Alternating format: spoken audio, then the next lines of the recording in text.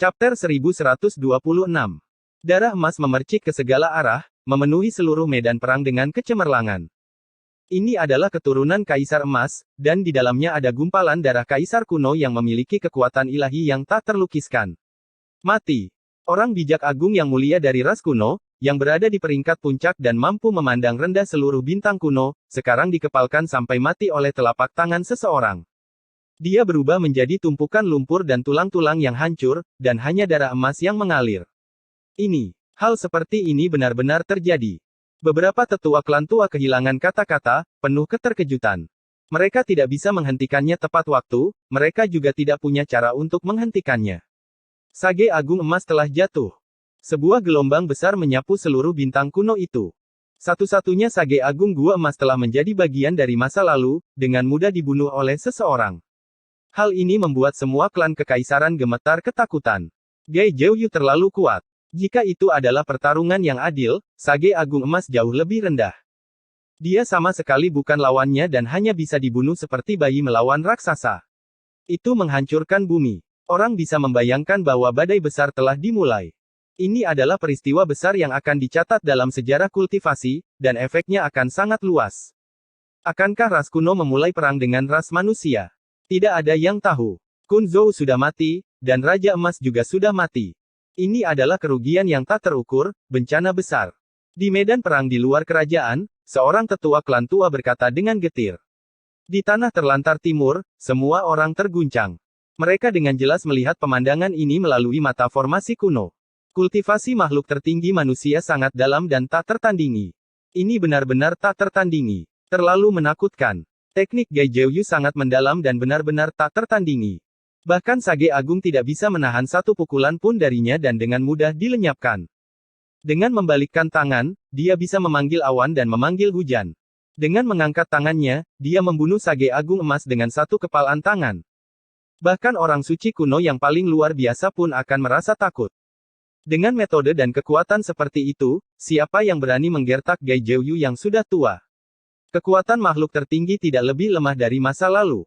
Berita ini dengan cepat menyebar ke seluruh penjuru bumi. Sage Agung Emas meninggal, dibunuh oleh Gai Zhouyu dan berubah menjadi banjir. Ras kuno sangat takut, dan ras manusia sangat bersemangat. Nama Raja Emas mengguncang zaman purba, dan dia berdiri di puncak para ahli. Reputasinya sama sekali tidak pantas. Bukan karena dia tidak kuat, sebaliknya, dia sangat menakutkan. Semua ini karena Gai Zhouyu terlalu menakutkan. Di medan perang ekstrateritorial, saat Raja Emas meledak, beberapa leluhur tua dari keluarga kekaisaran, serta Grid Sage Huntuo dan yang lainnya, tidak bisa lagi tetap tenang. Satu persatu, mereka membuka mulut mereka untuk menghentikannya agar tidak terus membunuh. Ini karena Gai Zhouyu memegang kuali alam semesta abadi yang berkilau merah di tangannya dan hendak menyerang Sage Agung Qianlun dari sarang 10.000 naga. Dia ingin menghancurkannya baik secara tubuh maupun roh. Sesama Taois, Anda harus berhenti. Sesama Taois Gai, jika memungkinkan untuk melepaskan orang, seseorang harus mengampuni mereka. Anda juga tidak ingin dua keluarga kekaisaran kuno yang hebat berperang dengan umat manusia, bukan? Raja Emas berasal dari Gua Emas, dan Qianlun berasal dari sarang 10.000 naga. Mereka berdua adalah keluarga kekaisaran purba yang terkenal. Jika mereka dipaksa terpojok dan kedua keluarga kekaisaran besar ini menyerang pada saat yang sama, tidak peduli ras mana yang melawan mereka, pasti akan ada bencana besar. Ekspresi Gai Zhouyu tenang. Dia tidak berhenti dan terus berjalan ke depan. Ekspresi Sage Agung Qianlun berubah. Tubuhnya tidak bisa menahan diri untuk tidak bergetar di dalam lonceng ilahi Violet emas sepanjang 10.000 km. Raja Emas telah meninggal di depannya. Sebagai sesama Grid Sage, bahkan jika dia kuat, seberapa kuat dia bisa? Jika dia melanjutkan, dia pasti tidak akan bisa lolos dari kematian. Ding ling ling. Lonceng ilahi Violet emas dirangkai dan panjangnya puluhan ribu kilometer. Itu merobek kehampaan dan ingin melarikan diri. Dang. Namun, kuali alam semesta abadi terbang. Darah Phoenix emas merah menghancurkan kekosongan dan menabrak lonceng ilahi emas ungu. Petapa Agung Qianlun berteriak dengan sedih. Seluruh tubuhnya berlumuran darah, dan tubuhnya compang-camping. Dia terjatuh dan tidak bisa lagi melanjutkan untuk menyatu dengan senjata kekaisaran kuno. Kakak Dao, mungkinkah kamu benar-benar ingin membunuh mereka semua? Di kejauhan, kekuatan ilahi yang ekstrim muncul. Jelas bahwa ras kuno memiliki banyak lapisan pertahanan. Gai Jiuyu juga tidak ingin situasi terus meningkat. Dia tidak benar-benar ingin memulai perang dengan ras kuno. Menghilangkan sage agung emas sudah cukup. Itu pasti akan bisa mengintimidasi 10.000 ras. Kakak Dao Gai, aku salah. Aku seharusnya tidak mendengarkan sihir Raja Emas. Orang bijak Agung Qianlun menguatkan diri dan mengucapkan kata-kata ini. Itu bahkan lebih tak tertahankan daripada membunuhnya. Kuali alam semesta abadi berwarna merah terbang kembali dan mendarat di telapak tangan Gai Jiuyu. Ia menelan dan memuntahkan cahaya warna-warni merah yang memenuhi langit. Cahaya itu menerangi seluruh langit berbintang dan membuatnya terlihat tak tertandingi. Pada akhirnya, Qianlun Great Sage merasa seolah-olah dia telah diampuni. Dia terbang menuju bintang-bintang kuno dan menghilang. Kali ini, dapat dikatakan bahwa dia sangat sedih dan telah kehilangan semua muka. Raja Emas telah meninggal, dan dia melarikan diri dalam keadaan menyesal. Ini adalah hasil dari Hun Tuo dan yang lainnya memohon padanya. Ini benar-benar kehilangan martabat sang bijak agung. Di medan perang alam luar, pentungan emas melayang dengan tenang. Gai Jiuyu berjalan ke depan, ingin mengambilnya. Ekspresi yang lain berubah. Seorang kepala suku tua berjalan ke depan dan berkata, Saudara Gai, ini adalah harta karun nomor 1 di Gua Emas. Kamu tidak bisa mengambilnya. Hun Tuo Great Sage dan beberapa patriark lain dari keluarga kerajaan juga maju ke depan. Setiap senjata kekaisaran kuno Dao ekstrim ini memiliki implikasi yang besar, jadi mereka pasti tidak bisa membiarkan manusia mengambilnya. Mereka lebih suka bertarung sampai mati. Aku tidak akan mengambil senjata kekaisaran ini. Namun, saya harus menyegelnya untuk jangka waktu tertentu. Kata Gai Jiuyu. Dentang. Tutup tungku alam semesta abadi terbuka. Api melonjak dan esensi ilahi dari matahari tersebar, menelan dan memuntahkan kecemerlangan. Seolah-olah itu bisa menelan bintang-bintang yang tak berujung di dalamnya. Banyak bintang mulai berguncang. Pentungan emas itu berkembang dengan cahaya keemasan. Benda itu melesat ke arah langit dan berjuang dengan keras.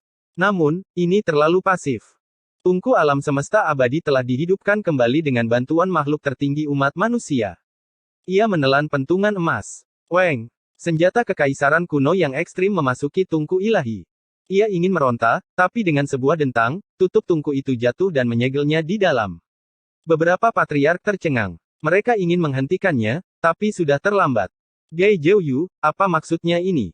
Apakah Anda ingin merebut senjata kekaisaran kuno? Meskipun Anda memiliki senjata kaisar agung kuno, Anda masih tidak bisa menyegelnya. Pada akhirnya, pentungan emas itu bisa menghancurkan tungku alam semesta abadi dan pecah. Mereka berteriak bersama. Ini adalah masalah yang sangat serius. Mereka semua maju untuk memblokir jalan. Kamu tidak perlu mengkhawatirkanku. Saya tahu betapa sulitnya itu, tetapi menyegelnya selama 100 tahun bukanlah masalah, kata Gai Jiuyu dengan mata menyipit. Dia mengoperasikan formula angkatan darat dan meminjam kekuatan tungku alam semesta abadi untuk menyegel pentungan emas di dalamnya. Itu segera menjadi tenang dan tidak bisa keluar. Kamu. Ekspresi beberapa orang berubah, tapi mereka tidak bisa berakting. Jika tidak, jika mereka benar-benar bermusuhan, tidak ada yang bisa melakukan apapun pada Gai Jiuyu. Raja Emas adalah contoh yang bagus. Mereka tahu bahwa tubuh Gai Jiuyu sudah lama bermasalah. Sekarang, mereka tidak tahu berapa lama lagi dia bisa bertahan. Jika mereka bertarung dengan mempertaruhkan nyawa mereka sekarang, keuntungannya tidak akan menutupi kerugiannya. Pada akhirnya, pertempuran ini berakhir. Tubuh dan jiwa Raja Emas dihancurkan, Qianlun kembali dengan kekalahan, dan ras kuno gemetar ketakutan. Gai Jiuyu melakukan apa yang dia katakan. Dalam setengah bulan berikutnya, dia menemukan orang-orang suci kuno yang tersisa dari ras ganas dan membunuh mereka satu persatu. Hanya satu orang yang mampu melarikan diri. Ini seperti badai yang dahsyat. Orang suci kuno dari 10 ras besar semuanya dieksekusi, dan Raja Emas juga dipenggal. Kekuatan tertinggi umat manusia menyapu 8 tanah yang sunyi, dan tidak ada yang berani menentangnya. Tidak ada yang menyangka bahwa Gai Jiuyu akan begitu kuat. Tidak peduli siapa yang maju, tidak ada gunanya. Dia membunuh 10 raja kuno, dan bahkan orang bijak dari ras kuno pun maju. Sungguh menyedihkan. Kekuatan Raja Emas mengguncang zaman kuno. Di era itu, siapa yang berani menentangnya? Hari ini, dia pertama kali dikalahkan oleh Buddha petarung yang berjaya, dan kemudian dibunuh oleh manusia tertinggi. Pada zaman dahulu, umat manusia bergantung pada ras yang kuat dan bahkan menjadi makanan bagi mereka. Tapi sekarang, mereka begitu kuat sehingga membuat orang merasa terintimidasi. Sejak saat itu, tidak ada yang berani memprovokasi atau menekan umat manusia. Setelah kehancuran 10 ras besar, ras kuno menjadi tenang. Pada pertemuan Danau Giok, umat manusia memainkan kartu bahwa kaisar kuno masih hidup, menyebabkan dunia menjadi tenang untuk jangka waktu tertentu.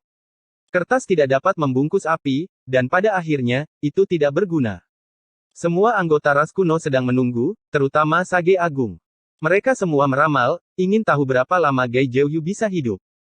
Jika tidak, mungkin hanya senior tua, yang tidak mati secara tidak sengaja yang bisa menolak. Senior, saya punya obat kuno yang bisa memperpanjang umur. Ye Fan berkata kepada Gai Jiuyu saat mereka berjalan bersama di padang gurun timur. Tidak perlu. Benda semacam ini bisa digunakan sekali, tapi akan lemah untuk kedua kalinya. Itu akan sama sekali tidak berguna untuk ketiga kalinya. Gai Jiuyu menggelengkan kepalanya. Itu bukan raja obat, tapi setetes obat abadi. Meskipun tidak banyak, itu pasti akan berguna, kata Ye Fan. Aku masih bisa hidup beberapa tahun lagi, sampai jalan menuju keabadian terbuka, kata Gai Jiuyu dengan tenang. Senior. Ye Fan sangat terkejut. Mereka berjalan bersama di padang gurun besar, dan Gai Jiuyu tidak menyembunyikannya sama sekali. Darah di tubuhnya mendidih, dan ada jejak aura kaisar kuno yang merembes keluar. Ye Fan mengira bahwa Gai Jiuyu telah menerobos, dan wajahnya penuh dengan kegembiraan. Namun, lelaki tua yang sakit-sakitan itu menggelengkan kepalanya dan berkata bahwa dia hanya bisa hidup sebentar. Di dunia ini, hidup dalam waktu yang lama juga merupakan semacam modal. Jangan khawatir, saya pasti tidak akan mati duluan. Aku pasti akan meninggal lebih lambat dari senior tua, ras kuno. Pada titik ini, mata Gai Jiuyu berkobar. Dia melihat ke arah utara, seolah-olah dia sedang melihat melalui kehampaan dan menatap lawan yang kuat.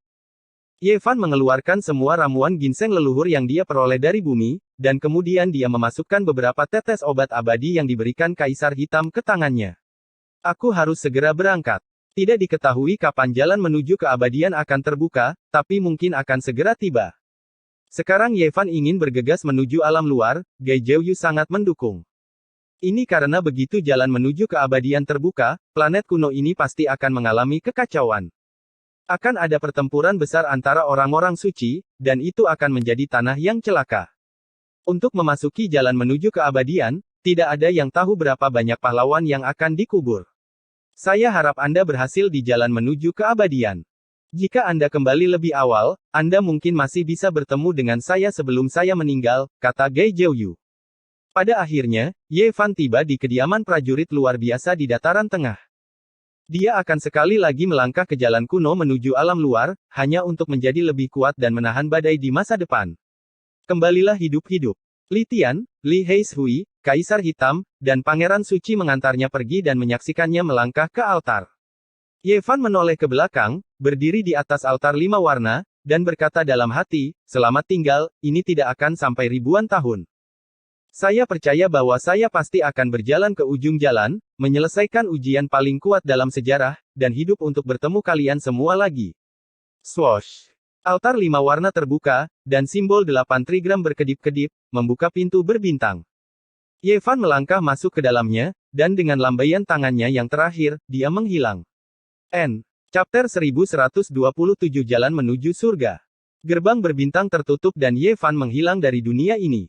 Dia telah membunuh Pangeran Surgawi, yang tak tertandingi di antara rekan-rekannya, dan menantang langit untuk membantai orang suci kuno, meninggalkan legenda abadi. Tuan! Ye Tong berteriak ke arah altar yang meredup. Suaranya bergema di udara, tapi sosoknya tidak terlihat. Tempat itu benar-benar sunyi. Selama beberapa dekade ini, Ye Fan telah menimbulkan badai yang tak ada habisnya. Seluruh bintang kuno dipenuhi dengan legenda tubuh orang suci. Bahkan setelah dia menghilang selama bertahun-tahun, orang-orang masih merasa sulit untuk melupakannya. Jalan menuju cobaan terkuat dalam sejarah manusia. Aku mungkin tahu bagaimana cara masuk. Orang suci kuno yang telah turun dari alam luar berkata. Oh, saya harap Anda bisa membimbing saya, Tuan, kata seorang penguasa ras kuno. Apa yang ingin kamu lakukan? Apakah Anda ingin berpartisipasi dalam uji coba juga? Raja kuno itu berkata, jalan menuju keabadian akan segera terbuka. Sebagai orang suci kuno, saya tidak memiliki pikiran seperti itu. Saya hanya ingin mengirim beberapa keturunan saya dan mencoba peruntungan saya. Tidak perlu memikirkannya. Orang biasa hanya akan membuang nyawa mereka. Kecuali pangeran kuno pergi, mereka hanya bisa mati. Orang suci alam luar mencibir. Benarkah begitu? Mungkin aku bisa mempertimbangkannya. Saya pikir beberapa orang bersedia untuk pergi, seperti Putri Emas, Huang Sudao, dan naga betina dari sarang 10.000 naga. Selain itu, sebagian besar dari 10.000 ras kuno berasal dari alam luar. Mungkin mereka bisa menemukan jalan pulang dan kembali ke tanah leluhur mereka. Mata orang suci kuno itu berkedip-kedip. Meskipun Ye Fan telah pergi, seluruh bintang kuno dipenuhi dengan legenda tentang dia. Selama beberapa dekade ini, dia telah membunuh anak-anak suci, anak-anak dewa, dan membantai pangeran kuno. Kemasyurannya menyebar jauh dan luas. Banyak orang percaya bahwa ini adalah jalan yang tidak bisa kembali. Begitu seseorang melangkah ke jalan kuno ini, ada kemungkinan mereka tidak akan pernah bisa kembali. Kali ini adalah gelombang terakhir dari ketenarannya yang tidak akan pernah muncul lagi. Angin dingin bertiup. Bintang kuno yang sunyi itu akhirnya memiliki jejak gerakan, memecah keheningan yang mematikan. Pasir kuning ada di mana-mana. Ye Fan menatap ke kejauhan dan hanya melihat kesunyian. Terutama saat senja, gelap di mana-mana. Langit dan bumi berwarna kuning dan sangat gelap. Tidak ada tanda-tanda kehidupan sama sekali. Dia telah meninggalkan kemakmuran, meninggalkan tanah airnya, dan mengucapkan selamat tinggal kepada teman-teman lamanya. Dia telah melangkah ke jalan menuju yang terkuat. Tidak ada lagi keributan di dunia yang fana. Sekarang, hanya ada kesepian. Langit yang tak terbatas itu gelap dan dingin. Begitu saja, dia melintas tanpa akhir. Dia bahkan tidak tahu seberapa jauh dia dari biduk. Mungkin dia tidak akan bisa kembali dalam kehidupan ini. Setengah tahun yang lalu, ketika dia keluar dari altar 5 warna, dia menemukan sebuah altar kecil di planet kuno itu. Itu adalah teleportasi satu arah, sama seperti jalur dari Hangupas di bumi. Dia tidak memiliki tujuan, jadi dia hanya bisa mengikuti jalan kuno yang telah diaspal oleh orang-orang kuno. Dia tidak tahu titik awalnya, dan dia tidak tahu titik akhirnya. Perjalanan semacam ini sangat sepi. Tidak ada yang bisa diajak bicara.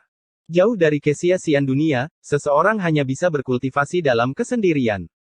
Dalam ujian terkuat dalam sejarah, 3 orang dengan fisik ilahi meninggal. Wuxi dan Kaisar Qing juga melewatinya. Saya mengikuti jejak mereka. Saya harus mencapai akhir. Ye Fan bergumam pada dirinya sendiri. Angin menjadi lebih kuat. Pasir kuning memenuhi langit, menutupinya. Dia membuka mata surgawi. Ketika pasir terbang ke langit, beberapa tengkorak seputih salju muncul di gurun. Dia berjalan mendekat dan berjongkok untuk mengamati mereka dengan seksama. Dia menemukan bahwa mereka berasal dari ras yang tidak dikenal. Mereka telah meninggal puluhan ribu tahun yang lalu, tapi tengkorak mereka masih sangat kokoh dan memiliki kilau yang mengalir. Ye Fan melepaskan indera keilahiannya yang kuat dan dengan hati-hati mencari di seluruh planet purba. Akhirnya, dia menemukan sebuah petunjuk. Ada beberapa kata yang terukir di lengan tulang. Mereka hampir dilenyapkan oleh berlalunya waktu. Kata-kata itu adalah karakter kuno umat manusia. Dikatakan bahwa ini adalah gerbang percobaan. Setelah melangkah keluar dari sana, kesengsaraan yang sebenarnya akan dimulai. Apakah ini permulaannya? Ye Fan bergumam pada dirinya sendiri. Cobaan sudah dimulai. Butuh waktu setengah bulan penuh untuk menemukan altar teleportasi satu arah kecil di planet kuno ini.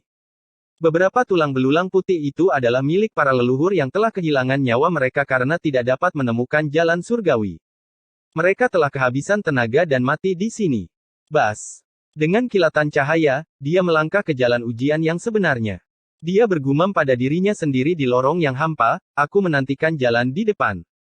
Tak lama kemudian, aura yang menindas dan berat menyerang wajahnya. Ye Fan bergegas keluar dari gerbang bintang dan tiba di dunia misterius. Bang! Sebuah bilah tulang menebas dengan momentum yang ganas. Itu cukup untuk menghancurkan gunung yang besar.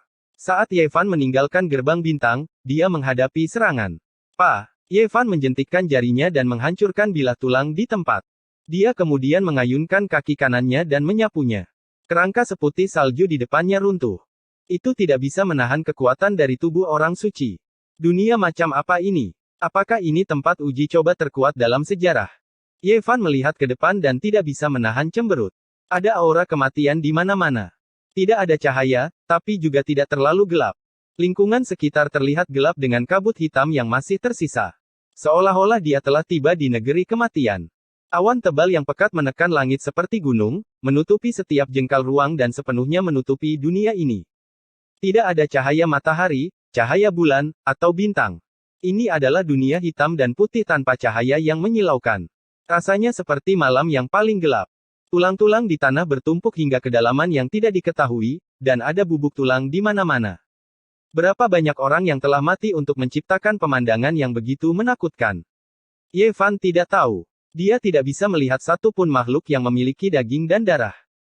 Hanya ada tulang-tulang putih yang bergerak di kejauhan.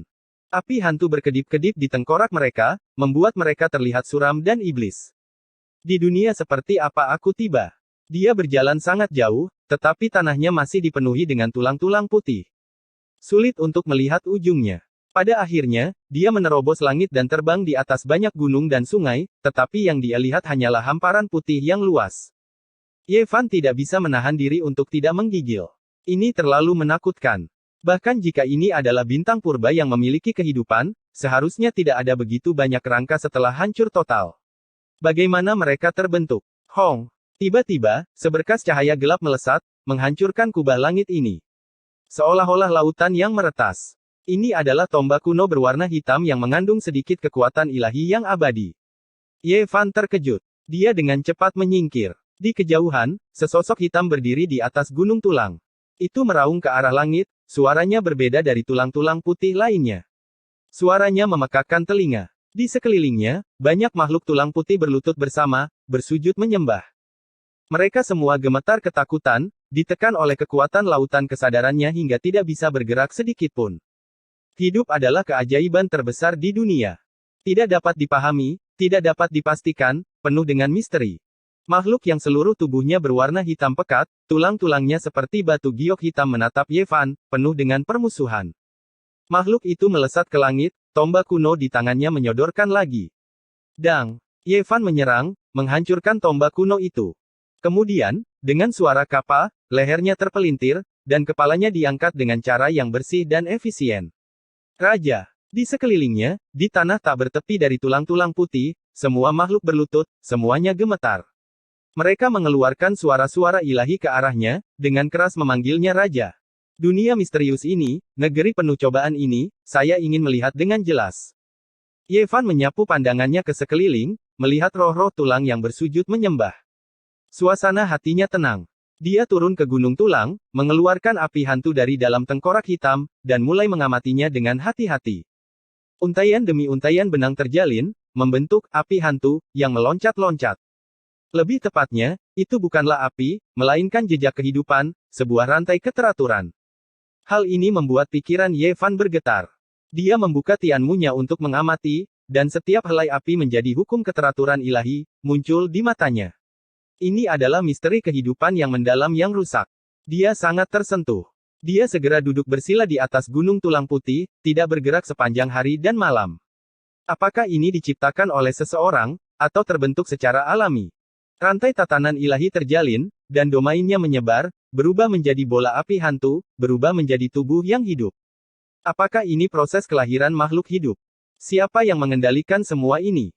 Itu tidak sama dengan lautan kesadaran manusia, dan masih ada perbedaan besar. Bentuk kehidupan semacam ini sangat istimewa. Dia dengan hati-hati membedah rantai tatanan ilahi, dan akhirnya memahami banyak misteri yang mendalam, yang sangat mencerahkannya. Pemahamannya tentang kehidupan semakin mendalam, dan dia menghubungkannya dengan karakter rahasia. Dia merenung sejenak dan memahami Dao untuk waktu yang lama. Apakah ini pengaturan dari para pendahulu, atau apakah dia kebetulan bertemu dengan roh tulang yang aneh di sepanjang jalan? Ada keberadaan tertinggi yang tak terduga di dalam lautan tulang di kedalaman terdalam kerajaan kematian ini. Itu bahkan menyebabkan fisik tulang hitam yang merupakan tubuh pemutus Dao ini ketakutan dan tidak pernah berani mendekatinya. Sebenarnya seberapa hebatkah itu? Dia terbang ke depan, dan pada akhirnya, dia akan bertemu dengan roh tulang yang sangat kuat setiap kali dia melewati area yang luas. Namun, mereka tidak bisa melukainya, dan dia melewati lebih banyak hal yang menakutkan daripada berbahaya. Tak lama kemudian, dia melihat kabut hitam yang meluap ke langit di kejauhan. Ada sebuah lempengan batu besar yang menjulang tinggi, dan sekelilingnya samar-samar terlihat. Ada banyak bayangan jiwa yang seperti hantu. Ini adalah jenis bentuk kehidupan yang lain. Mereka tidak memiliki pikiran, tidak memiliki emosi, dan tidak tahu apa-apa saat mereka berkeliaran tanpa tujuan di tempat ini. Mereka adalah hantu yang dibicarakan oleh manusia. Mereka hanyalah bagian dari medan magnet. Mengapa ada begitu banyak dari mereka di daerah ini? Tapi mereka tidak memiliki kecerdasan. Ye Fan mendekat dan tiba di depan tablet batu besar itu. Dia dengan hati-hati mengamati kata-kata kuno di atasnya. Mereka diukir dalam aksara ilahi primordial, dan hanya ada 4 kata besar. Kata-kata itu tebal dan kuat, dan terbaca, kematian bagi mereka yang masuk. Ini adalah jenis peringatan, dan terlebih lagi jenis pencegahan. Berdiri di depan loh batu ini, ada niat membunuh yang menggemparkan yang membuncah. Hal itu membuat orang merasa seperti bebek di laut, dan mereka dapat dihancurkan kapan saja oleh ombak. Ada tulang-tulang putih di mana-mana, dan bahkan gunung-gunung menumpuk darinya. Jarang sekali melihat tablet besar, namun sangat menakutkan. Ye Fan tercengang, karena bahkan dia merasakan tekanan yang sangat besar. Hatinya tertekan, dan bisa dibayangkan betapa menakutkannya orang yang mengukir kata-kata ini. Ada banyak fragmen tulang yang sangat besar di sampingnya, dan setiap fragmen memiliki panjang lebih dari 10 meter. Di dunia kematian ini, ada semua jenis tulang makhluk, dan mustahil untuk mengidentifikasi semuanya. Ada kata-kata di sini juga. Ye Fan menemukan bahwa ini adalah kata-kata manusia, dan jumlahnya cukup banyak.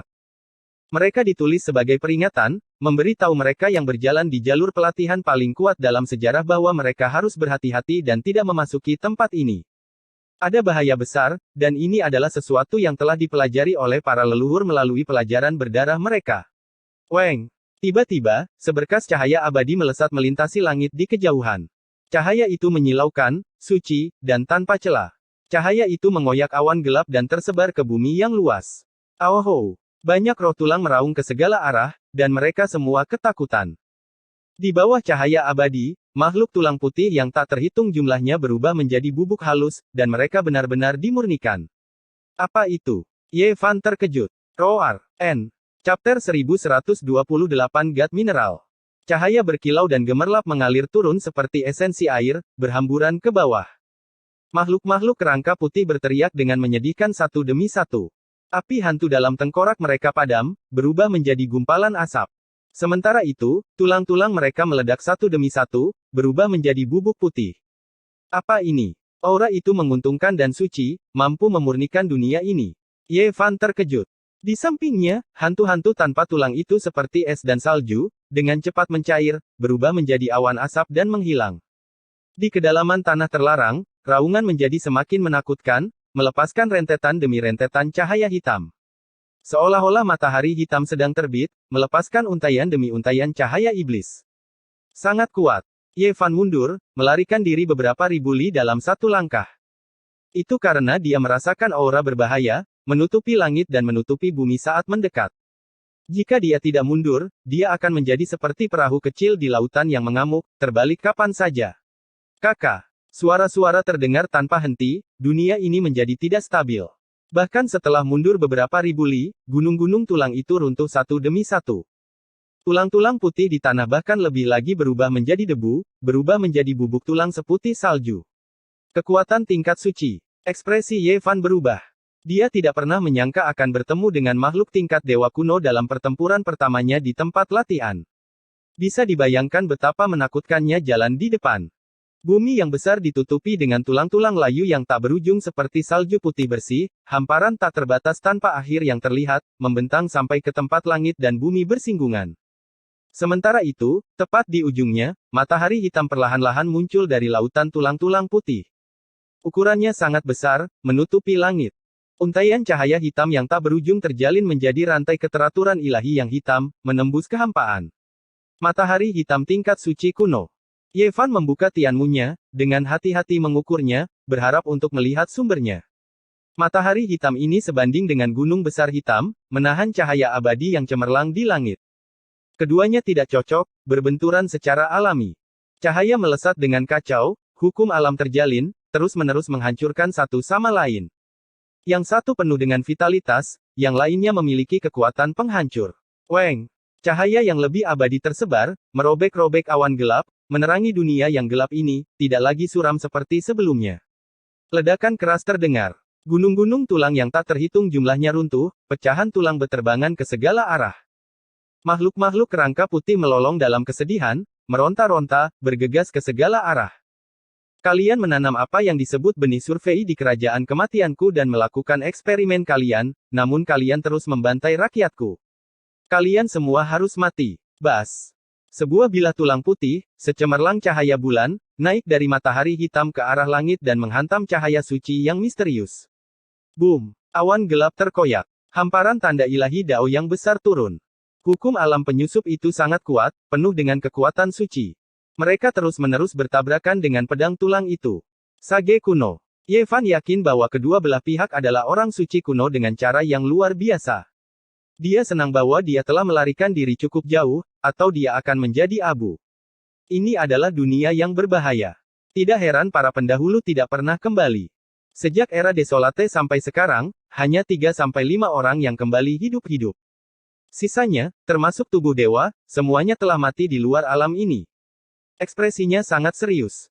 Ini baru permulaan, namun dia telah menemukan eksistensi tingkat Sein yang menakutkan di perhentian pertamanya.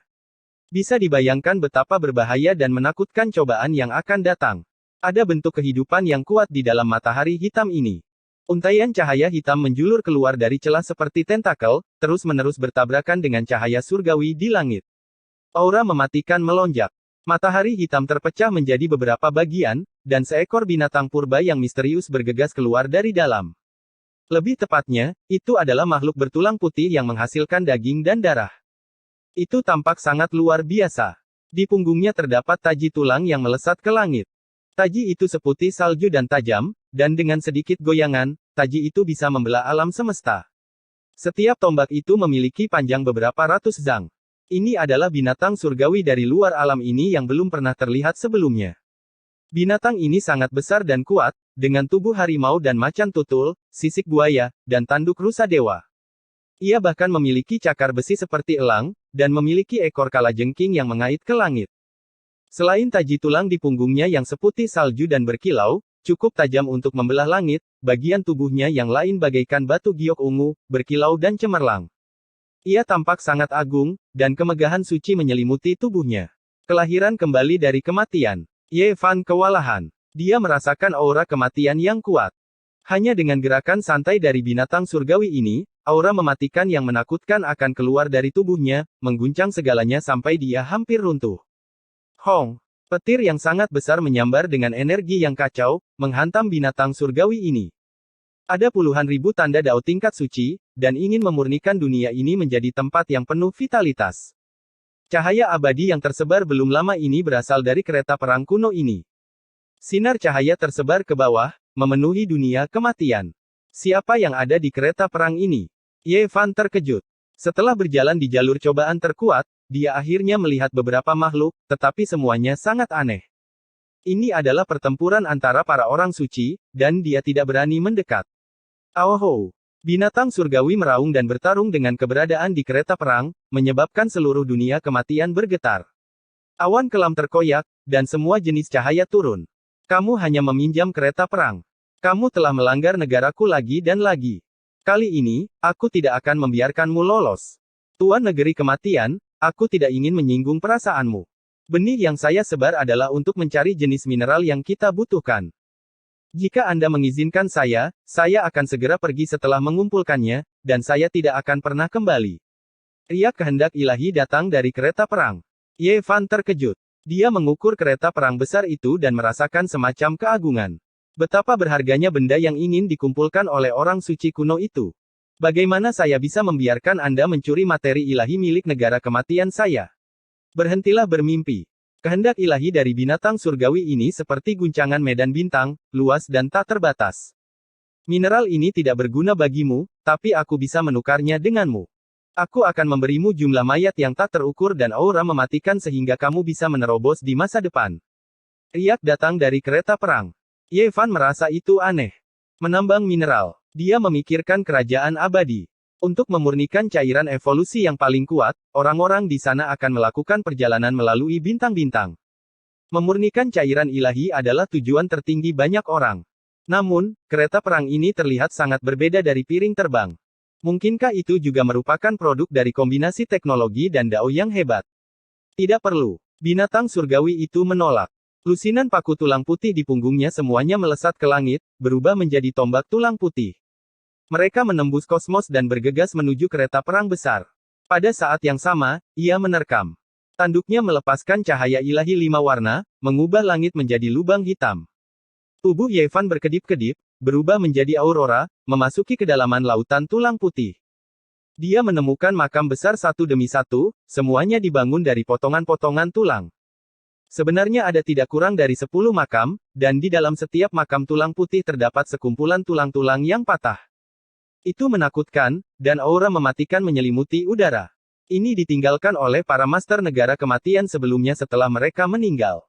Kebanyakan dari mereka adalah tulang-tulang patah yang telah kehilangan kilaunya karena esensi mereka telah diserap oleh penerus mereka. Sementara itu, di kedalaman lautan tulang, aura kematian jauh melampaui tempat lain. Ini adalah tempat di mana para ahli kematian sebelumnya berkultivasi dalam pengasingan. Tempat ini dikenal sebagai tanah terlarang, dan makhluk tulang putih lainnya tidak berani mendekat. Hanya mereka yang menerobos ke alam suci yang berani menantangnya. Tidak ada yang berharga di sini. Yevan berkata pada dirinya sendiri. Ini adalah dunia kematian. Tidak mungkin seorang raja obat tumbuh di sini atau ramuan abadi. Selain tulang belulang, hanya ada hantu. Dia mengangkat kepalanya dan menatap ke langit. Dua eksistensi tingkat suci kuno bertarung di luar angkasa. Awan kelam sekali lagi menyelimuti dunia ini, dan semuanya menjadi gelap. Bintang kuno ini sepertinya tidak terlalu besar. Saya bisa mencari apa yang disebut mineral langka. Sebelum ini, dia menggunakan metode rahasia yang diberikan kepadanya oleh Tuan Tua Old Warrior Manor. Dia merapal mantra dan merasakan fluktuasi formasi rahasia kuno. Dia menemukan sebuah gerbang formasi yang jauh dari tanah terlarang. Tempat itu diklaim sebagai dunia kecil, dan ada altar kecil 5 warna di dalamnya. Bahkan orang suci kuno tidak bisa menemukannya atau memasukinya. Hanya mereka yang tahu pola formasi yang bisa masuk. Yevan santai. Formasi kuno itu masih ada di sana. Jika platform formasi dihancurkan, dia harus memperbaikinya sendiri. Ini juga merupakan jenis uji coba, dan itu akan sangat merepotkan. Meskipun orang suci tua dari kediaman prajurit aneh mengatakan bahwa pasti akan ada jeda di jalan di depan dan dia perlu memperbaikinya sendiri, dia tidak ingin menghadapi situasi yang begitu buruk setelah baru memulai setengah tahun. Yevan teringat tempat di mana cahaya abadi tersebar barusan. Dia dengan cepat muncul di daerah itu karena itu adalah benih eksplorasi. Kemungkinan besar itu sangat dekat dengan mineral langka. Ada fluktuasi yang aneh. Benar saja, setelah dia tiba di daerah ini, tanah tempat cahaya surgawi bersinar memancarkan riak yang hampir tak terlihat. Hanya tubuh fisiknya, yang sebanding dengan tubuh seorang suci, yang dapat dengan tajam merasakan gerakan yang tidak biasa di bawah kakinya. Seluruh tubuh Yevan memancarkan cahaya keemasan saat dia berubah menjadi dewa perang emas. Tubuh fisiknya yang kuat semudah mematahkan rumput kering dan menghancurkan kayu busuk. Dia tenggelam beberapa ribu li di bawah tanah dan tiba di inti. Selain magma, ada juga aura yang menyeramkan dan menakutkan. Seolah-olah dia telah tiba di sumber kematian. Tubuhnya hampir runtuh, dan semua bulu di tubuhnya berdiri tegak. Apa itu? Magma melonjak dan suhunya sangat tinggi. Jika orang biasa datang ke sini, mereka pasti akan berubah menjadi abu. Namun, dia masih tidak terluka. Di dalam magma, ada sebuah batu seukuran batu giling yang telah lama retak. Ada cairan hitam di dalamnya, dan seolah-olah batu giok hitam telah meleleh. Cahaya hitam mengalir, dan bintik-bintik kilau bisa terlihat. Ini adalah aura kematian yang sangat menakutkan. Setiap helai aura yang merembes keluar sangat padat. Yevan yakin bahwa jika itu adalah seorang kultivator biasa, satu tarikan nafas akan mengubahnya menjadi tulang. Itu melahap kekuatan hidup seseorang. Apakah ini mineral yang dicari orang suci kuno? Apa kegunaannya? Mungkinkah itu bisa dimurnikan menjadi harta karun tertinggi atau dimurnikan menjadi cairan berharga? Yevan bergumam pada dirinya sendiri. Dia tidak berani mendekat. Hal semacam ini melahap kekuatan hidup seseorang. Seluruh bintang kuno yang berubah menjadi tanah kematian kemungkinan besar terkait dengannya. Meskipun batu ini hanya seukuran batu giling, Yevan merasa seolah-olah dia menghadapi lautan kematian yang tak terbatas. Cairan hitam yang dikandungnya membuat pikiran seseorang terasa seperti runtuh. Ini pasti sesuatu yang luar biasa. Lupakan saja untuk saat ini. Aku akan menyimpannya dan mempelajarinya secara detail di masa depan. Yevan mengeluarkan botol harta karun. Itu adalah senjata tingkat raja. Namun, begitu dia memasukkan batu seukuran batu giling ke dalamnya, botol giok itu mengeluarkan suara yang tajam dan banyak retakan muncul. Cairan macam apa yang benar-benar bisa menghancurkan senjata tingkat raja? Dia terkejut. Dia menunjukkan ekspresi tidak percaya dan kemudian mengeluarkan labu kecil berwarna merah darah. Ini adalah senjata tingkat setengah dewa. Itu adalah rampasan perang yang disita dari seorang ahli ras kuno. Kaca. Suara yang sama datang lagi. Labu kecil berwarna merah darah itu juga pecah. Labu itu tak kuat menahan beban batu sebesar batu giling. Cairan hitam di dalamnya berkilau dan tembus cahaya, tapi itu adalah pemandangan yang mengejutkan. Ini terlalu keterlaluan. Mineral jenis apa ini? Ini seberat pegunungan 100.000. Atau apakah itu harta karun alam yang bisa dihancurkan? Kali ini, itu berjalan lancar. Dia tidak menemukan penghalang apapun, dan kuali itu masih utuh. Aku tidak bisa tinggal di sini lama-lama. Aku tidak tahu apa yang akan terjadi jika aku mengambil mineral ini. Setelah bergegas keluar dari permukaan bumi, Yevan segera memasuki formasi rahasia kuno. Kemudian, dia menaiki altar pengorbanan 5 warna dan menghilang. Setelah 1/4 jam, pertempuran di luar angkasa menyebar ke tanah. Kereta logam besar dan binatang surgawi yang panjangnya ribuan meter berkelebat dari waktu ke waktu, berbenturan langsung di awan gelap. Cahaya surgawi memercik dari waktu ke waktu. Pemilik kereta itu masih mencari mineral langka. Namun, pemilik kerajaan kematian selangkah lebih maju dan berteriak, tidak, itu hilang. Kepadatan ki kematian telah menurun drastis. Anda telah mencuri benda suci. Pemilik kereta logam juga terkejut dan berkata, apa yang terjadi? Mineral itu benar-benar hilang. Itu tidak ada di bintang kuno ini lagi. Raja kerajaan kematian, di mana Anda menyembunyikannya? Omong kosong. Semua yang ada di sini adalah milikku. Senjata ilahi bawaan Gusing telah menghilang. Itu pasti ulahmu. Serahkan hidupmu dan kembalikan harta karun ilahi saya. Siapa yang mencuri mineral itu? Segala sesuatu di bintang kuno ini lebih berharga darinya. Mengapa itu menghilang? Aku telah mencarinya selama lebih dari 1000 tahun. Aku harus menemukannya. Mata dari 2 eksistensi tingkat suci kuno berubah menjadi merah. Mereka bertarung dengan sekuat tenaga. Di saat yang sama, kesadaran kuat mereka menyapu sekeliling, mencari tempat yang mencurigakan. Chapter 1129 mengejar Kaisar King. Cahaya bulan yang jernih dan dingin menyinari. Seluruh bintang kuno itu tenang tanpa awan. Yevan berjalan sendirian saat dia dengan hati-hati merasakan tanah yang tidak dikenalnya ini.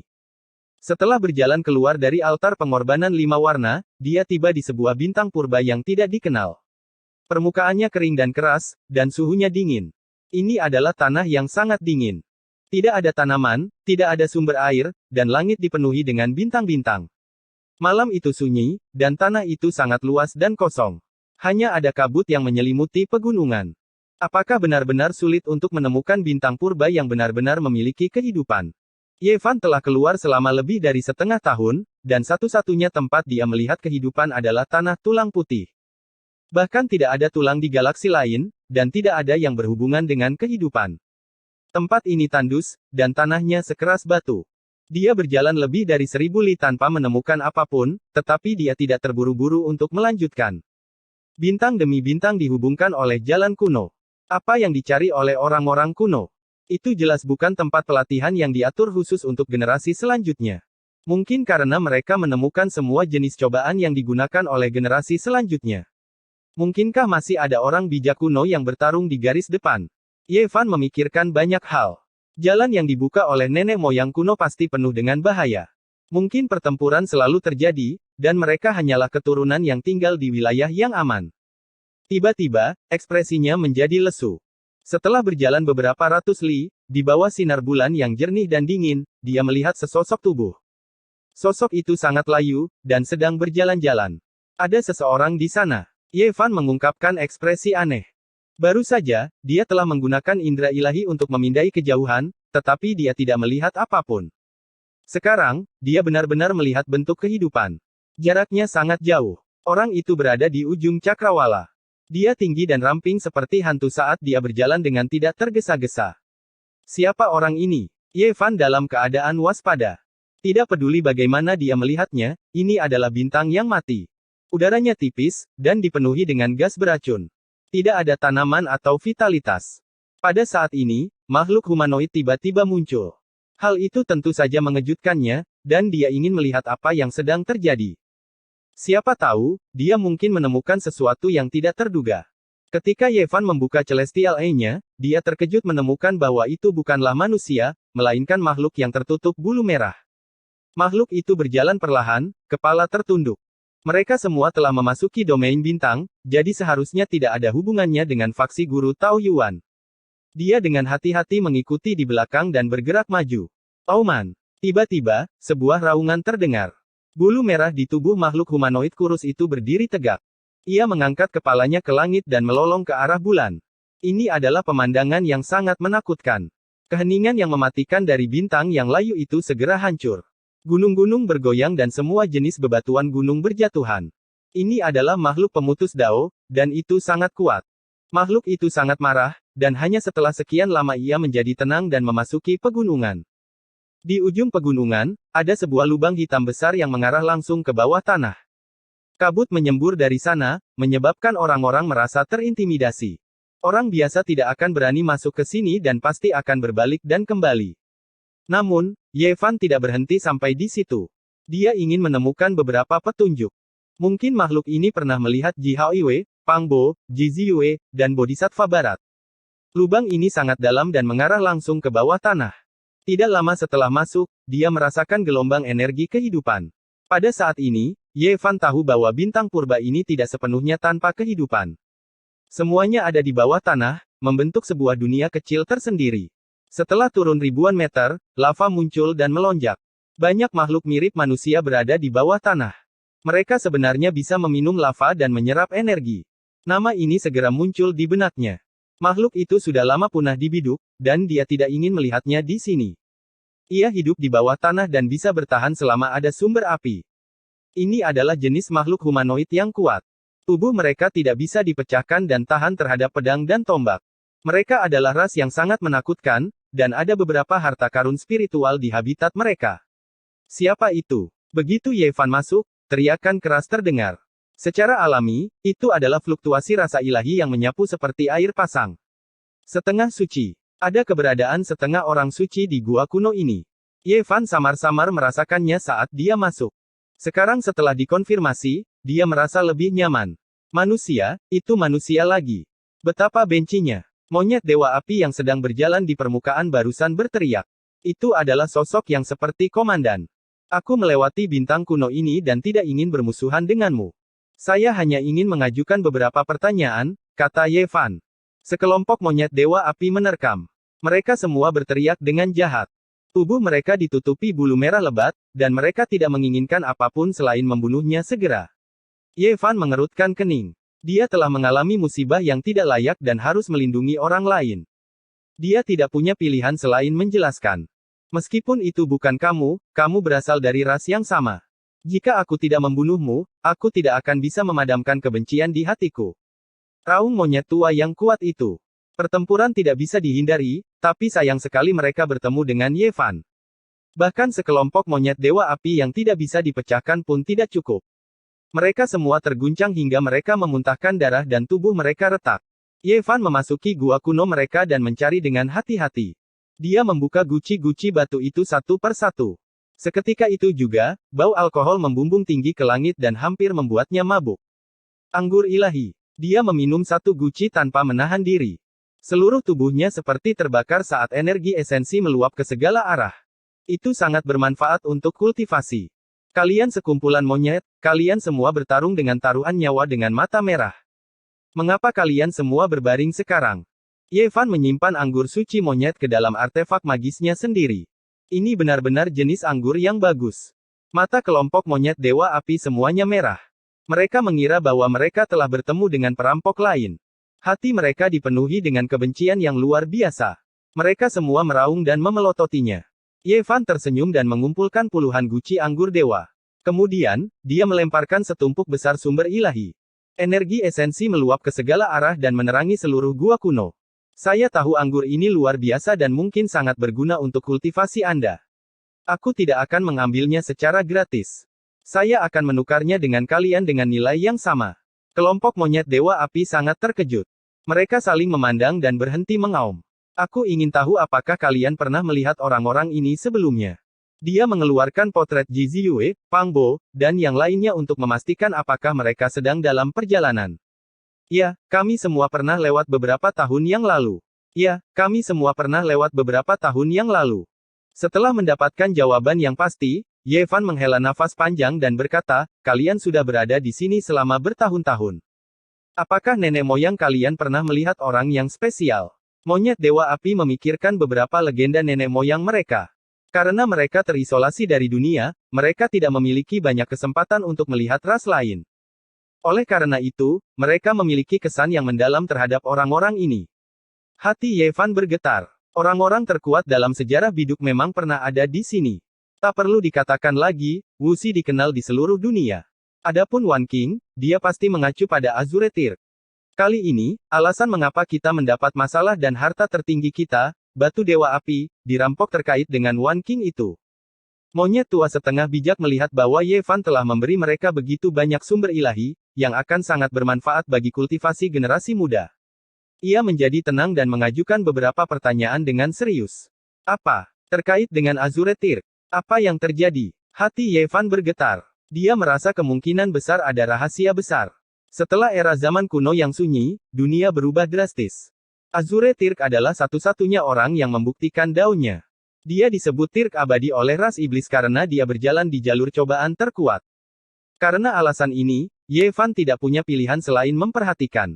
Dia tidak menyangka monyet Dewa Api mengetahui sesuatu. Rumor mengatakan bahwa Wan Qing pergi ke domain bintang para bandit itu. Dia tinggal di sana untuk waktu yang lama dan meninggalkan banyak jejak. Dalam beberapa tahun terakhir, mereka tampaknya telah menemukan beberapa petunjuk penting di tempat pengasingan Wan Qing. Mereka sangat gila dan sedang mencari sesuatu. Monyet Dewa Api baru saja mengalami bencana yang tidak pantas. Sekelompok orang itu tidak datang untuk mendapatkan batu Dewa Api. Karena mereka menemukannya, itu secara alami diambil. Hati Yevan bergetar. Apa yang ditinggalkan oleh Azure Tear? Mungkinkah itu rahasia dia membuktikan daunnya di masa lalu? Ini menyebabkan gelombang besar melonjak di dalam hatinya. Pada akhirnya, setelah dia memahami informasi yang cukup, dia mengucapkan selamat tinggal pada monyet Dewa Api dan melangkah ke jalur kuno langit berbintang lagi. Biarkan bintang kuno dengan kehidupan muncul. Saya sangat bersemangat. Akan lebih baik jika itu muncul di domain bintang dari kelompok orang itu. Yevan berdoa. Dia benar-benar lelah dengan perjalanan monoton di bintang-bintang yang layu. Waktu berlalu dengan sangat cepat. Dalam sekejap mata, 1 tahun telah berlalu. Sepanjang jalan, Yevan menghadapi beberapa bahaya, tetapi dia nyaris melewati semuanya. Pada tahun lalu, dia tidak menemukan bintang purba yang benar-benar hidup. Namun, dia bertemu dengan lebih dari 10 jenis makhluk tirani, beberapa di antaranya sangat menakutkan. Sayangnya, ia kembali kecewa. Ini adalah planet yang kecil. Itu tandus dan tidak memiliki apa-apa. Ada yang tidak beres. Apakah ada sesuatu yang mengawasiku? Yevan berdiri di langit. Dia tiba-tiba mengangkat kepalanya dan dengan cepat membuka mata surgawi. Tiba-tiba, dia melihat sebuah alat terbang kecil terbang di atas kepalanya. Ini menyebabkan ekspresinya berubah. Dia menggunakan rumus garis dan tubuhnya berubah menjadi petir. Dia dengan cepat bergegas ke arah benda logam yang terbang itu dan menangkapnya dalam sekejap mata. Yevan benar-benar terkejut. Ini adalah mesin terbang kuno yang mengorbit di sekitar bintang kecil ini, bergerak mengelilingi bumi. Melihat jejak di atasnya, kemungkinan besar sudah ada di sini selama puluhan ribu tahun. Namun, benda itu belum jatuh. Benda itu selalu mengorbit di bumi. Pikirannya bergetar. Ini adalah produk dari peradaban teknologi. Namun, sudah lama ditinggalkan selama puluhan ribu tahun. Ketika dia perlahan-lahan menghancurkannya, percikan listrik menyala tanpa henti. Tempat ini pernah melahirkan peradaban teknologi yang sangat maju. Yevan bergumam pada dirinya sendiri. Dia ragu-ragu di dalam hatinya. Haruskah dia terus maju di sepanjang jalur langit berbintang kuno atau mencari area ini secara horizontal? Pada akhirnya, Yevan berhenti. Dia memutuskan untuk mencari bidang bintang ini untuk melihat apakah dia bisa membuat penemuan yang mengejutkan. Dia menggunakan platform formasi yang disiapkan oleh Kaisar Hitam untuk menyeberang ke planet-planet tetangga. Tentu saja, tidak mungkin untuk menjangkau mereka dalam sekali jalan. Sebaliknya, dia mengubah platform formasi papan catur berkali-kali. Setelah turun di 4 planet kecil yang mengering berturut-turut, dia menemukan beberapa reruntuhan. Seharusnya itu adalah pangkalan pendaratan sementara pesawat ruang angkasa. Sayangnya, tempat itu juga ditinggalkan. Ketika dia mendarat di planet kecil kelima, hati Ye Fan bergetar. Dia melihat sebuah platform besar dengan dua pesawat ruang angkasa yang diparkir di atasnya. Ada pangkalan di sini.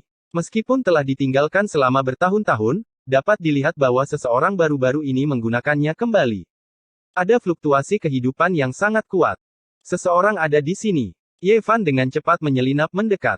Dia berada di bawah tanah dan melakukan yang terbaik untuk menyembunyikan auranya dengan tanda daunnya. Apa kalian menemukan sesuatu? Setelah sibuk sekian lama, kami belum menemukan apa-apa. Apa sebenarnya yang ditinggalkan Wan King saat itu? Sudah 20 hingga 30 ribu tahun, namun para petinggi masih sangat mementingkan hal itu dan mencari tempat-tempat yang pernah dia kunjungi sebelumnya. Kami juga tidak memiliki petunjuk tentang Wan King, tapi kami memiliki keuntungan besar lainnya. Kami memperoleh batu dewa api, mineral yang sangat langka yang digunakan untuk memurnikan cairan evolusi fisik terkuat. N. Chapter 1130 Merampok Orang Asing. Batu dewa api. Ya dewa, kalian benar-benar beruntung mendapatkan benda seperti itu. Orang lain bahkan tidak dapat menemukan sepotong kecilnya bahkan jika mereka mencarinya seumur hidup. Tempering cairan evolusi konstitusi terkuat adalah mineral ilahi yang paling penting selain dari 6 bahan utama.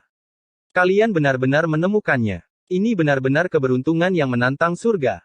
Panen kalian kali ini terlalu melimpah.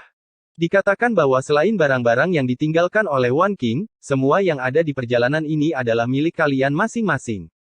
Jika Anda membawanya ke pelelangan, beberapa generasi anggota klan Anda akan mendapatkan keuntungan tanpa henti. Ada 2 pesawat ruang angkasa yang diparkir di peron besar. Salah satunya sangat iri, dan yang lainnya sangat mabuk. Meskipun batu dewa api bukanlah bahan utama, itu masih merupakan mineral ilahi.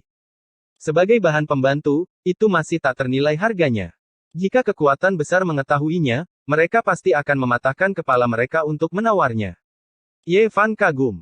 Dia tidak menyangka mineral yang dibutuhkan untuk cairan evolusi konstitusi terkuat begitu berharga. Tidak heran jika gadis bermata ungu dan kakaknya sangat cemas sehingga mereka mempertaruhkan nyawa untuk bertarung dengannya. Yang lain lebih suka ditangkap atau dibunuh daripada kembali lagi dan lagi untuk merebutnya. Bahkan bahan pelengkap pun seperti ini. Tidak diketahui berapa banyak bidang bintang yang harus mereka jelajahi untuk menemukannya. Sedangkan untuk bahan utama ilahi, mereka bahkan tidak perlu memikirkannya. Sulit untuk menemukannya bahkan dalam beberapa kehidupan. Bisa dikatakan bahwa gadis bermata ungu dan rombongannya berhasil mengumpulkan semua yang mereka butuhkan adalah semacam keajaiban. Bisa dikatakan bahwa itu adalah hal yang menantang surga. Oleh karena itu, mereka enggan dan tidak ragu-ragu untuk menyerahkan nyawa mereka. Perlombaan yang menggabungkan teknologi dan grid Dao benar-benar sedikit menakutkan, kata Ye Fan dalam hati. Dia memiliki pemahaman yang mendalam tentang cairan evolusi konstitusi terkuat. Itu jelas merupakan harta karun. Gadis bermata ungu dan partainya hanya memurnikan mineral itu selama lebih dari 10 tahun. Meskipun mereka hanya mendapatkan beberapa cairan kasar, itu memungkinkannya untuk dengan lancar naik ke level berikutnya dan merebut kekayaan. Wan King benar-benar legenda abadi. Dia menghilang selama 20 atau 30 ribu tahun, tetapi pengaruhnya masih begitu besar sehingga para bangsawan pun tidak bisa duduk diam. Satu orang menghela nafas. Bidang bintang ini hampir ditemukan. Kita bisa kembali, dan misi bisa dianggap selesai. Oh, itu benar. Banyak orang telah pergi, jadi kita juga harus menginjakkan kaki di jalan kembali. Masih ada beberapa tempat berbahaya di medan bintang ini yang akan dicari oleh pesawat luar angkasa tingkat suci. Kita tidak bisa menginjakkan kaki di sana. Mata Ye Fan berkedip-kedip. Dia terlalu khawatir. Kedua pesawat ruang angkasa ini bukanlah senjata suci dan tidak dapat dibandingkan dengan piring terbang yang dia temui di luar gunung abadi. Mereka tidak bisa memberikan ancaman apapun padanya. Dia menyesuaikan fungsi fisiologisnya hingga batasnya dan kemudian mengeluarkan beberapa potong kayu.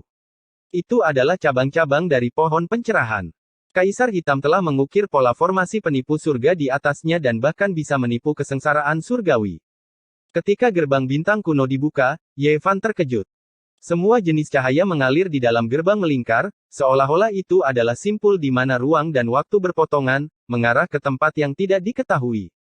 Pada saat 2 kapal alam semesta masuk, dia diam-diam mendekat, secepat kilat, dia menempel di salah satu kapal dan mengikutinya. Ye Fan bisa dikatakan telah menutupi langit, untuk sementara meninggalkan jalur kuno langit berbintang vertikal, bergerak secara horizontal, mengikuti kapal alam semesta ke negara mereka. Setelah jangka waktu yang tidak diketahui, kedua pesawat ruang angkasa itu bergegas keluar dari gerbang bintang dan memasuki alam semesta yang gelap. Di mana-mana terasa sunyi dan dingin. Di kejauhan yang tak berujung, bintang-bintang berkelap-kelip. Bidang bintang ini sangat sunyi tanpa jejak suara atau fluktuasi. Itu membuat orang merasa bosan. Sungguh sial, pangkalan itu belum digunakan selama puluhan ribu tahun. Itu sudah rusak tak bisa dikenali. Jarak gerbang bintang terbatas. Jika kita tersesat, kita akan berada dalam masalah besar. Kapan kita bisa memiliki pesawat luar angkasa tingkat suci? Lalu kita bisa membuka gerbang bintang kapan saja. Orang-orang di dalam dua pesawat ruang angkasa menggerutu. Namun, mereka dengan cepat menjadi bersemangat lagi. Untungnya kita tidak tersesat. Jika tidak, kita akan mati di alam semesta cepat atau lambat. Ada sebuah planet kecil di depan. Itu adalah pangkalan yang ditinggalkan dari puluhan ribu tahun yang lalu. Kita bisa kembali dari sana. Kecepatan penuh. Setelah mereka memastikannya, mereka mulai bergerak dengan cepat. Mereka seperti cahaya yang mengalir melesat melintasi langit, satu di depan dan satu di belakang. Hidup itu misterius, tetapi dibandingkan dengan alam semesta yang luas, itu benar-benar tidak berarti. Bagi manusia biasa, hampir tidak mungkin untuk memasuki bidang bintang lain dari satu bidang bintang. Hanya dengan berjalan ke depan dan menggenggam kekuatan besar, mereka bisa melakukannya. Hanya beberapa bentuk kehidupan yang bisa mencapainya. Hei, kau punya batu dewa api. Apa kau menemukan sesuatu yang lain? Mungkin medan bintang itu masih memiliki biji dewa. Tidak, kami sudah mencari dengan seksama. Ye Fan terkejut. Dia teringat akan pengalamannya sendiri. Saat itu, dia tersapu oleh semacam cahaya ilahi dan ditangkap ke dalam piring terbang. Kekuatan 5 elemen tidak terbatas. Bahkan jika kita tidak bisa mengalahkannya, itu bukanlah sesuatu yang bisa dihentikan oleh ras-ras level rendah itu. Kita bisa mundur dengan mudah. Karena seorang setengah suci lahir, itu berarti garis keturunan mereka juga luar biasa. Apa kau mengumpulkan darah mereka? Kami membunuh beberapa monyet tingkat rendah dan membawa darah mereka kembali. Itu bagus. Ye Fan mendengar percakapan mereka dan mencibir di dalam hatinya. Dia berpegangan pada pesawat luar angkasa dan menggunakan formasi penipu surga untuk menyembunyikan dirinya, menunggu untuk mendarat. Di alam semesta, waktu berlalu dengan cepat. Sepanjang jalan, dia melihat satu demi satu bintang yang luar biasa dan melewatinya. Pemandangan indah seperti itu sangatlah indah. Bahkan orang suci pun hampir tidak bisa melakukan perjalanan di bidang bintang. Mungkin hanya kaisar kuno yang bisa menikmati pemandangan alam semesta yang luar biasa. Ye Fan bergumam pada dirinya sendiri. Beberapa hari kemudian, sebuah planet kecil muncul di bidang penglihatannya. Dua pesawat ruang angkasa bergegas ke sini dan perlahan-lahan mendarat. Itu masih bintang mati. Tidak ada udara atau air, dan itu benar-benar gundul. Sejak dia keluar dari biduk, dia belum pernah melihat tumbuhan hijau. Bisa dibayangkan betapa langkanya menemukan bintang purba yang memiliki kehidupan di alam semesta yang luas ini. Setelah melewati ladang bintang yang tak terhitung jumlahnya, tidak ada satupun. Stargate di sini sedikit rusak. Kita harus memperbaikinya sebelum bisa melakukan lompatan ruang angkasa. Kedua pesawat ruang angkasa itu berhenti di sebuah platform besar. Pintu kabin terbuka, dan beberapa orang keluar. Tanpa ragu, mereka juga seorang kultivator dan tahu tentang tanda Dao. Stargate di sini dibangun berdasarkan hukum spasial dan dipadukan dengan teknologi untuk membentuk gerbang asing. Ada yang tidak beres. Saya telah menemukan fluktuasi kehidupan yang tak terlukiskan. Seseorang di dalam pesawat ruang angkasa berteriak dan menatap layar. Alarm terus berdering tanpa henti. Apa? Mungkinkah kita telah menemukan bentuk kehidupan yang kuat yang dapat melakukan perjalanan melalui alam semesta dan menjadi sasarannya? Sejauh yang mereka tahu, ada bentuk kehidupan yang menakutkan di alam semesta yang dapat mewujudkan perjalanan independen melalui alam semesta. Ada banyak bentuk yang berbeda, dan beberapa di antaranya sangat menakutkan. Jika seseorang terjerat oleh mereka, mereka mungkin akan mati tanpa penguburan. Ye Fan mencibir. Ketika dia menyingkirkan formasi penipu surga, fluktuasi dan jejak hidupnya secara alami dirasakan oleh mereka. Namun, ini bukan apa-apa karena semuanya berada di bawah kendalinya. Bas. Dua tangan emas besar terulur dan dengan kuat menekan dua pesawat ruang angkasa. Mereka tidak bisa melarikan diri sama sekali. Bagaimana orang-orang ini bisa melarikan diri di bawah tubuh fisik orang suci kuno? Sungguh fluktuasi kehidupan yang kuat. Tubuh fisiknya tidak lebih lemah dibandingkan dengan garis keturunan yang dipelihara oleh berbagai raja dan bangsawan. Tekanan darah emas yang dia pancarkan begitu mencekik, terlalu menakutkan. Cepat, serang dia, gunakan cahaya ilahi 5 warna untuk memenjarakannya. Sekelompok orang berteriak, wajah mereka menjadi pucat. Yang terkuat di antara mereka hanya berada di tingkat kedua dari fondasi abadi. Mustahil bagi mereka untuk melawannya dan mereka hanya bisa mengandalkan pesawat ruang angkasa. Ci. Cahaya ilahi 5 warna menyapu, mengandung energi ilahi dari 5 elemen. Itu sangat indah dan bisa memenjarakan makhluk hidup. Bahkan mereka yang memiliki garis keturunan yang kuat tidak akan mampu melakukannya. Dentang. Ye Fan ingin mengujinya, tetapi dia juga takut gagal, jadi dia tidak mengambil risiko. Dia mengeluarkan miriat Ki Cauldron, dan ribuan pita sutra jatuh, menghalangi semua berkas cahaya. Cahaya ilahi 5 elemen tidak bisa menyapu masuk. Ye Fan memuntahkan seteguk saripati Ki, menyebabkan orang-orang ini terlempar ke udara seperti orang-orangan sawah. Mereka semua terbatuk-batuk mengeluarkan seteguk besar darah saripati sebelum jatuh ke tanah. Setelah itu, dia mengangkat tangannya dan memenjarakan orang-orang di dalam 2 pesawat ruang angkasa. Total ada lebih dari 10 makhluk luar angkasa dengan darah yang menetes dari sudut mulut mereka.